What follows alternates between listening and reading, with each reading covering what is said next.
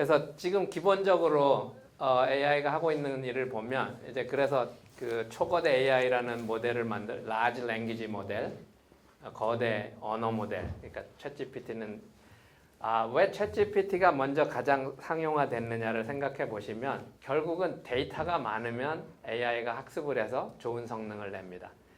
그런 데이터 중에 가장 많은 것 중에 하나가 지금까지 모아놓은 게 텍스트 데이터입니다. 문서 데이터. 이미 PC가 나오고 컴퓨터가 쓰이면서 80년대부터 문서들이 다 전자화돼서 기계가 읽을 수 있게 돼 있고 인터넷이 나오면서 모든 문서가 인터넷에 올라가 있고 심지어는 인류가 쌓아놓은 옛날의 고전 그 문서들도 데이터화, 디지털화 돼가지고 스캐닝 해가지고 다 디지털화하는 것을 시도했습니다. 그래서 가장 많은 쌓아놓은 데이터가 사실 텍스트, 문서 데이터고 기계는 지금 그거를 다 아직은 다는 아니겠지만 상당 부분을 읽어서 공부를 한 거고 학습을 해서 지식을 쌓은 겁니다. 문서로 된 거를. 그리고 많은 지식이라는 게 결국은 언어로 되기 때문에 문서를 기계가 학습한 게 어마어마한 사실은 지식을 가진게 된 거고요. 그래서 large language 모델이고 그 다음으로 올 것이 지금 사실은 영상 이미지 같은 겁니다. 사진. 근데 사진은 아직 글에 비하면 제가 보기에는 문제 복잡도에 비해서 데이터가 여전히 극히 일부밖에 모아진 상태가 아닙니다. 그러니까 스마트폰이 나오면서 사람들이 사진 찍어가지고 이제 스마트폰에 다 올리고 하는데 그런 사진들이 많이 모이지만 아직은 문제 복잡도 여기를 딱 보고 여기 어떤 게 있고 이거 알아맞히고 이 각도가 달라지면 다 달라집니다. 그 원래 문제의 복잡도로 영상을 이해하거나 하는 복잡도를 해나가려면 아직은 데이터가 사실 많이 부족합니다. 그렇지만 이건 언젠가는 오는 일입니다.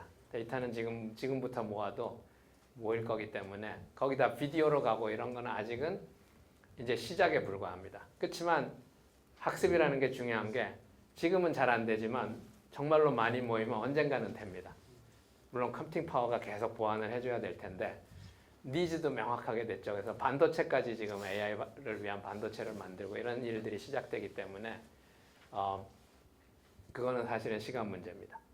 그렇지만 그래서 지금 보시면은 딥러닝의 연장선상에 이제 트랜스포머 뭐 이런 구조들이 지금 제일 발전된 이제 머신러닝 구조고요. 그걸 가지고 초거대 AI를 만들고 그다음 이거를 파운데이션 모델이라고 합니다. 사실은. 그래서 가장 기반이 되는 지식을 기계가 가지고 있고 소양을 쌓은 겁니다. 어떻게 보면. 그 다음에 어떤 응용이 되면은 그 응용 분야에 가서 적용을 해가지고 활용을 하는.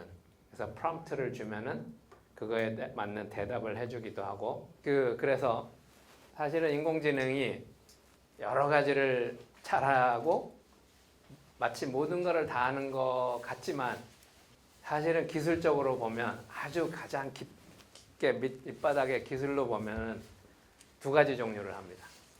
두 가지 종류가 조금 다르기도 하고 사실은 기술적으로는 비슷합니다. 근데 일반인의 구별이 잘 안 되는데 하나는 이겁니다. X하고 Y로 말씀을 드렸는데 X가 아무리 복잡한 데이터가 있어도 이게 바둑판이 돼도 알파고가 바둑판을 보고 분석해서 Y 뭔가를 무슨 수를 둬야 되는지 판별해냅니다. 그래서 판별하는 거를 잘합니다. 한 가지. 그래서 X를 주면 Y를 뭔가 판별합니다. 그래서 분류라고 제가 말씀드린 거는 Y가 여러 개가 있는데 그 중에 하나 고르는 문제입니다.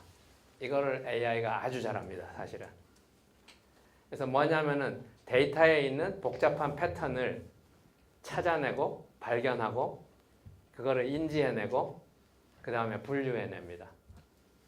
그래서 예를 들면 여기 바둑판이나 사진으로 되게 명확하시죠? 인터넷 쇼핑몰에서 고객들이 오면 AI가 고객이 로그인 하자마자 이분이 우수 고객인지 아닌지 판별할 수 있습니다. 여기서 예를 들면 우수 고객은 쇼핑몰에서 예를 들면 뭐 10,000원 이상을 사고 나갈 분인지 그냥 구경 온 사람인지 판별할 수 있습니다. 과거 데이터로. 그 경우는 X가 예를 들면 들어온 고객 로그인한 시간, 뭐 성별 아니면은 그분의 그 개인 데이터가 로그인 할 때 보통 요청을 하죠. 그걸 가지고 정보를 얻는 이유가 이 X 어떤 그 고객을 이해하기 위해서거든요. 그런 데이터. 심지어는 과거에 언제 로그인을 했는지, 언제 나갔는지, 아니면 로그인 해가지고 어디를 돌아다녔는지, 이런 데이터는 다 흔적이 남는 거기 때문에 X에다가 그 데이터를 주면 이 고객이 들어오는 순간 Y가 1이냐 0이냐를 판별해낼 수 있습니다. 예를 들면 1은 만 원 이상 사고 나가실 분, 0은 그냥 나가실 분. 물론 100% 맞지는 않은데 어떤 고객이 특정 사이트를 계속 방문해가지고 만약 이런 일을 했다고 하면 데이터가 계속 쌓이면 그 사이트는 거기 있는 예를 들면 AI는 이런 데이터를 가지고 우수 고객인지 아닌지를 판별해낼 수 있게 됩니다. 여기 중요한 거는 물론 항상 완전한다는 건 없어요. 이런 세상의 문제는. 그렇지만 이 고객이 계속 사이트를 방문하면 예측해냅니다. 그래서 X하고 Y는 여기서 0하고 1 두 개로 구별하는 명확한 문제입니다. 물론 고객을 내가 한 5가지로 구분을 할 수도 있습니다. 뭐 아주 고가를 사고 나가실 분, 조금만 사실 분, 뭐 그냥 나가실 분, 아니면 조금 놀다가 나가실 분, 뭐 아니면 방문하다 등등을 구별할 수 있지만 원칙적으로는 기본적으로 그게 5개라고 하면 5개 중에 하나 고르는 문제입니다. 이거는 AI가 정말로 잘합니다. 데이터만 많으면. 그러니까 지금 인터넷 쇼핑몰의 고객도 바둑 두는 문제가 비슷한 거예요. 사실은 바둑은 그거보다 다른 부분에서 조금 어려운 부분이 있지만 반대로 예를 들면 제가 생명과학자입니다. 노정혜 선생님도 계시지만 그러면 생명과학 연구를 하는데 실험을 합니다. 예를 들면 내가 유전자나 단백질이나 아니면 세포 안에서 일어나는 다양한 데이터를 모아가지고 X에다 주고 Y가 예를 들면 어떤 질병을 일으키는 뭔가 원인이 가능성이 높으면 1 아니면 별로 없으면 0. 일단 간단한 문제로 1하고 0 그러니까 어떤 병의 원인이 될까요 아닐까요 라만 한다면은 예를 들면 병원에서는 그런 데이터를 모으실 수 있죠. 환자가 왔는데 어떤 암을 이제 진단해야 되는데 X에다가 뭐 지노믹스 그러니까 유전자 데이터도 있고 아니면 단백질에 관한 데이터도 있고 임상 과거 데이터일 수도 있고 심지어는 그분의 연세 아니면 병원 방문 횟수 등등 온갖 데이터를 X에다가 내가 구할 수 있는 데이터 최대한 한 다음에 결과적으로는 언젠가는 의사 선생님이 그 암인지 아닌지 진단을 한 데이터가 있다면 암이면 1이었고 아니면 0입니다. 그래서 이런 데이터가 많이 모인다고 하면 X, Y에 관한 이런 데이터만 계속 축적되면 사실 의사 선생님들이 많은 판단을 한 거에 기반해서 과거를 기반으로 해서 AI가 그걸 학습해가지고 어떤 새로운 환자가 오면은 Y가 1에 가까운지 0에 가까운지 판별을 합니다. 적어도 심각하게 의사 선생님이 그거를 더 들여다봐야 되겠죠. 추가 분석을 하기도 하고. 근데 0. 모르겠습니다. 뭐 0.1 이렇게 나온다면은 만약에 그러니까 지금 보면은 병원에 가보시면 아시겠지만 워낙 빨리 많은 그 의사 선생님들이 환자를 많이 보기 때문에 경우에 따라서는 근데 똑같은 시간을 할애하기가 어려운데 예를 들면은 명확히 아닌 거 뭐 10% 걸러내주기만 해도 제가 보기에는 AI가 정말로 아닌 거는 금방 걸러낼 수도 있는데 그런 부분만 미리 이제 스크리닝 같은 거를 해주는 데만 활용해도 정확도가 그러니까 100% 되는 건 사실은 많은 문제 어려운데 그렇지 않아도 이런 부분은 AI가 다 도와줄 수 있습니다. 또 하나는 지금 이제 많은 분들이 놀라고 있는 게 아까 이미 말씀드린 생성인데 똑같습니다. X에서 Y를 주거나 하는데 X하고 Y가 이제 심지어는 복잡한 이미지여도 되고 출력도 이미지여도 되고 0, 1로만 구별하는 게 아니고 아니면 5개 중에 하나를 고르는 문제가 아니고 이번에는 영상을 아예 통째로 아까 사람 얼굴도 생성하거나 한 페이지에 글을 써주거나 이런 것까지도 지금 하는 단계까지 왔습니다. 이거는 그래서 출력이 문장이 되거나 영상이 되거나 아니면은 나중에 잠깐 말씀드릴 텐데 로봇의 행동이 되거나 행동 같은 것도 생성할 수도 있는 거죠. 아직 초기 단계인데 그런 연구도 시작되고 있고 그래서 초거대 AI, 딥러닝이 이제 복잡한 큰 그러니까 기억력을 갖게 되고, 그러니까 학습을 잘할 수 있는 거죠. 그 다음에 또 추론도 할 수 있는 컴퓨팅 파워를 갖게 되면서 X하고 Y가 점점 더 복잡해지는 단계에 있습니다. 그래서 크게 보면 어쨌든 그 두 가지라고 보통 구별하면 되고요. 왜냐하면 생성이 지금 많이 얘기되지만 실제로는 또 많이 응용되는 데가 아까 분류 쪽입니다.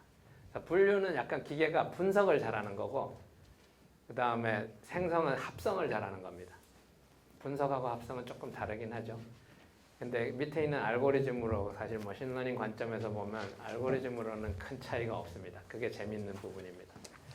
우리 뇌가 하는 일하고 비슷합니다. 내가 어떤 일을 분석적으로 할 수도 있지만 내가 뭔가 창의적으로 만들어내, 상상력을 발휘해서 새로운 거를 만들어내기도 하는데, 밑에 깔려있는 알고리즘은 사실은 유사성이 많습니다. 많은 데이터에 있는 근본적인 패턴을 찾아낸 다음에 이거를 다시 조립해가지고 내가 분석의 변별력을, 이게 서로 다른 점을 찾아낼 거냐, 유사점을 찾아가지고 같은 걸 생성할 거냐인데, 사실 원리로는 유사한 점이 있습니다. 그래서 중간중간에 잠깐 말씀드리기도 했지만 지금 AI가 많은 걸 잘하지만 한계도 상당히 명확합니다. 그래서 기본적으로 사실은 근본적인 문제는 제대로 이해를 하고 뭐를 하는 게 아니라는 부분입니다. 적어도 인간 관점에서 보면 기계가 이해한 걸로 보이진 않아요. 근데 기계 스스로는 이해했다고 사실은 생각할지도 모릅니다. 그래서 근데 이제 많은 문제가 우리들의 문제이기 때문에 그 이유는 뭐냐면 챗GPT 같은 경우는 글자로만 학습을 했습니다. 기계가 학습한 X는 글자밖에 없어요. 근데 저희는 사실은 글을 읽어도 벌써 글을 읽지만 머릿속으로는 다른 걸 생각합니다. 글은 이렇게 힌트만 주는 거지. 왜냐하면 글을 공부할 때 이미 제가 그래서 컵 뭐 이런 거를 글자로만 배운 게 아니에요. 제가 컵 그러면 컵이 벌써 생각나시잖아요. 그다음 물 마시는 거, 뭐 물을 쏟을 수도 있고 뜨거운 물을 컵으로 한번 놀란 적도 있고, 이런 경험들이 다 컵에 녹아 들어가 있는데, 지금 기계가 학습한 건 컵이라는 글자로만 학습을 했습니다. 사실 잘 생각해 보시면 되는 게 신기한 겁니다. 거꾸로 되는 게 신기한 거예요. 그래서 그게 이제 근데 명확한 한계고, 그래서 hallucination 같은 게 현상이 있는 거고, hallucination은 최근에 보시면은 이런 게, 그러니까 예를 들면 우리가 아는 아인슈타인은 당연히 흑인은 아닌데 약간 hallucination으로, 그러니까 흑인 아인슈타인을 아인슈타인 사진을 생성해줘 그랬더니 흑인이 나온 것도 있고, 오른쪽에 보시면 아주 재미있는 예인데 한번 읽어보셔도 좋은데, 그 조선왕조 실록에 기록된 세종대왕의 맥북 프로그램 던진 사건에 대해서 알려줘. 어쨌든 기계는 저기 있는 단어들의 연상 메모리 성격이어서 연결돼가지고 뭔가를 만들어냅니다.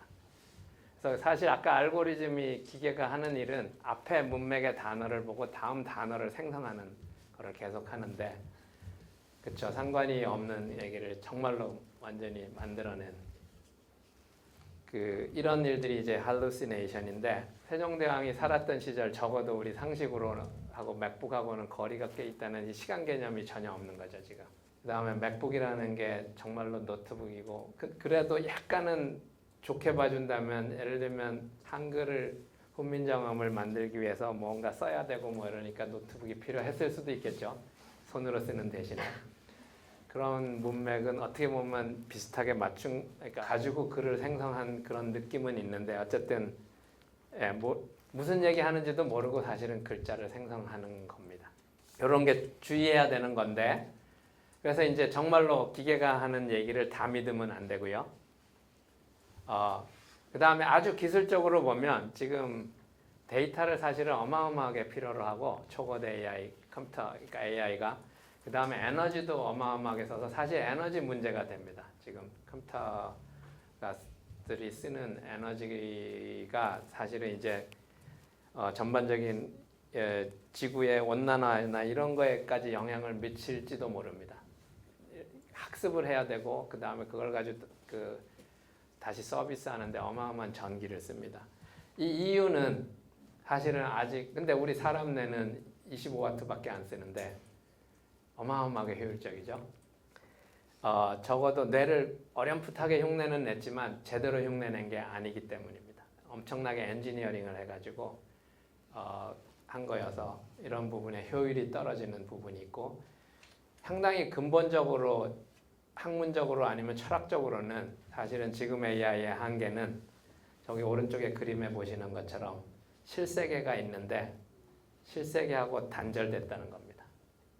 챗GPT가 컵을 한 번도 본 적도 없고 물론 사진으로 지금 조금 이제 학습하거나 이런 거는 이제 할 겁니다. 그렇지만 아까 말씀드린 컵에 대한 경험, 체험이죠. 우리가 몸으로 느끼고 그러면서 우리가 컵을 사실 컵이라는 단어를 배우기 전에 아이들은 컵을 써가지고 벌써 우유도 마셔보고 온갖 거를 다 해본 다음에 나중에 언어를 배우면서 이제 컵이라는 걸 배웠고 이런 건데 지금 AI는 반대입니다. 사실은 약간은 사상 누각을 짚고 있는지도 모릅니다. 그러니까 단어만 가지고 하는 거지 단어가 실세계에 그라운딩이 돼 있지는 않은 상태에서 이거를 계속 하는 건데 그 부분이 이제 그러니까 지각하고 행동하는 부분이 실세계하고 상호작용하는 부분이 없는 상태에서만 학습을 해가지고 지금 그라운딩이 안 돼 있는 이런 부분으로 인해서 이해가 아직 완전하지 않고 할루시네이션도 생길 수밖에 없고 이런 부분이 이제 앞으로 계속 해결해야 돼야 되는 부분입니다. 그래서 기본적으로 인공지능이 초기 한 3, 40년 연구했던 게 서두에 제가 말씀드린 것처럼 지식을 넣어주려고 했습니다. 직접 코딩해가지고 별로 잘 못 됐고요. 지금 하고 있는 거는 데이터를 넣어주고 대신에 지식은 기계가 스스로 학습을 하도록 하는 방법이고 상당히 잘하고 있는데 한계는 말씀드린 것처럼 세상을 아직 직접 인터랙션 하지 못합니다. 체험을 하지 못합니다. 그래서 지금 해야 되는 인공지능 연구는 세상으로부터 직접 그 체험을 기계가 하면서 학습을 해서 지식 수준을 넘어서 지혜의 수준으로 가려는 이런 시도가 이제부터 일어나고 있는 인공지능 연구라고 보시면 되고요. 아직은 초기 단계입니다. 그런 연구의 예로서 여기 잠깐 보시면은 이게 구글이 데모한 건데 말만 쓰는 게 아니고 챗GPT, Large Language 모델하고 로봇하고를 연결해서 로봇이 직접 세상을 카메라로 보면서 손으로 물건을 만지면서 심부름을 합니다. 그리고 경우에 따라 저기 예를 들면 사실 온도 센서 이런 것들이 있다고 하면 감각 기능을 더 알 수 있고 물병에 대해서 저런 심부름을 하고 행동을 하면서 더 잘 이해할 거고 나중에 hallucination 이런 현상들이 적어도 많이 줄어들겠죠. 그래서 이런 부분이 이제 앞으로 AI가 어떻게 발전할 건지도 약간 내다볼 수 있는 부분입니다. 결국은 AI 시대에 우리는 사람은 뭘 할 것인가가 너무 사실 양면이 있습니다. 일단 AI가 뭔가를 잘하기 시작하면 그거보다 잘하는 거는 사람보다 잘하는 건 시간 문제입니다. 금방. 왜냐하면 우리 기억은 내가 평생 배운 거를 기억을 확장할 수가 없습니다. 기껏해야 책에 메모해 두고 쓰거나 하는데 기계는 메모리를 계속 갖다 붙이면 어마어마한 거대 AI가 됩니다. 그 다음에 정확하게 카피도 됩니다. 제가 아는 거를 정확하게 설명할 수도 없는데 정확하게 카피할 수도 없어요. 근데 기계는 그대로 카피할 수도 있습니다. 그 다음 마모되지도 않습니다. 그 다음에 그대로 복제할 수 있고 내가 변경도 가능하고 그 다음에 AI를 한 대만 쓰는 게 아니고 100대, 1000대, 10,000대를 붙여가지고 집단 지성을 더 하는 것도 훨씬 더 사람보다 용이합니다. 사람 사회에서는 그게 쉽지 않습니다. 함부로 컨트롤이 안 되기 때문에. 그래서 이런 부분들이 그래서 기계 지능이 언젠가는 인간 지능을 능가할 거라고 많은 분들이 1960년대도 예측을 했다가 별로 믿지를 않았었는데 좀 최근에 일어나는 일을 보면 사실은 상당히 설득력 있는 부분들이 있고요. 그렇지만 이제 AI의 정말로 단점입니다. 체험하는 이런 능력이 아직은 없습니다. 감각기관이 없습니다. 컴퓨터가. 그래서 기껏해야 이제 글자하고 타이프라이팅한 거로 입력한 거죠. 그 다음에 사진하고 사진 찍은 거 정도인데 이걸 만져보거나 체험하는 이런 그래서 상황을 파악하는 게 기본적인 정보 자체가 부족하기 때문에 한계가 있을 수밖에 없고요. 결국은 어떻게 보면 데이터 문제일 수 있습니다. 이게 근데 다 데이터화만 된다면 AI가 사실은 계속 인간을 닮아갈 수는 있습니다. 그 다음에 행동 부분 아까 로봇 보셨지만 사실은 아직은 상당히 느리고 불안하고 잘 못합니다. 근데 이 행동이 단순히 기술적인 부분뿐만 아니고 사실은 이제 진짜 인간의 지능이 뭐냐, 똑똑하냐, 아니면 지향성, 인텐션 뭐 이런 거 아니면 의지, 기계가 의지를 갖고 뭔가 하려고 하고 의도하는 게 있고 이런 거가 들어가려면 사실 철학적으로 보면 몸이 있어야 되고 거기서 이제 약간 감성 같은 것도 나타날 수 있어야 되고 그걸 기반으로 내가 뭘 하고 싶거나 의도하거나 이런 게 자율성이 나올 수 있는 거여서 사실은 행동 능력 자체는 더 원천적으로 중요한 부분이기도 합니다. 그 다음에 이제 AI가 못하는 일을 보면 지금 잘하는 일은 규칙이 명확히 정의되어 있으면 아무리 복잡해도 해냅니다. 알파고가 아주 대표적인 예입니다. 바둑이 사실은 아무리 지금 빠른 슈퍼컴퓨터를 써서 계산한다고 하더라도 바둑의 모든 경우를 다 따지는 건 불가능합니다. 모르죠. 나중에 이제 이순칠 교수님이 발표하신 양자 컴퓨터가 나온다면은 그게 사실은 순식간에 될 수 있을지도 모르지만 지금으로서는 안 되는 문제입니다. 그렇지만 학습을 통해서 완전하지는 않지만 인간 수준을 넘어설 수 있는 그런 바둑을 만들어냈습니다. 대신에 규칙이 명확하기 때문입니다. 문제 복잡도는 높더라도. 그 다음에 기계가 못하는 게 사람 같은 경우는 예를 들면 테니스를 내가 배웠으면 뭔가 배드민턴을 친다거나 상당히 유사합니다.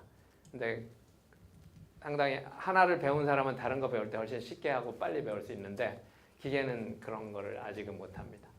이쪽에서 배운 거 완전히 다시 딴 데 가서 다시 처음부터 다시 배워야 됩니다. 이런 것들이 아직 기계가 못하는 거고 가장 기계가 지금 약한 거는 상식이 없다는 겁니다. 그러니까 저는 롤러스케이트를 타기에 가장 적절한 표면이 뭔가요? 1번 모래, 2번 풀, 3번 아스팔트. 롤러스케이트를 타려면 밑에 바퀴가 굴러야 되니까 뭔가 평평하고 딱딱한 기반이 있어야 된다는 이런 거의 상식인데 AI가 저런 거를 대답을 사실은 못합니다. 지금 챗GPT가 사실은 저런 부분을 상당 부분 잘하고 있는 겁니다. 잘하기는 하는 건데 저거를 이해해서 하는 게 아니고 일단 이런 질문에 대한 답변을 본 거를 한번 공부를 하면 그거를 공부하기 때문에 그대로 대답하는 겁니다. 그러니까 학습을 끊임없이 하기는 하니까 사실은 한편으로는 신기한 부분이지만 그러니까 모든 문제 은행을 한번 보면 처음에는 못 맞히지만 그 다음에는 맞힐 수도 있습니다. 그 다음에 이제 AI가 효율적이고 생산성이 있고 경제성이 있는 거 쓸 수밖에 없습니다. 근데 안전하냐, 공정하냐, 신뢰할 수 있느냐 생각해 봐야 되고요. 그 다음에 일자리 문제, 빈부격차 문제 이런 것들이 약간 논의 대상일 수 있습니다. 그래서 한 가지로 이제 보자면은 그래도 제가 보기엔 사람이 할 일은 아무리 AI가 발전해도 제가 보기에는 사람이 할 일은 끊임없이 있을 거라고 저는 믿습니다. 지금으로서 적어도 보면은 AI가 더 발전하기 위해서 사람이 해야 되는 거 AI한테 작업을 지시하기.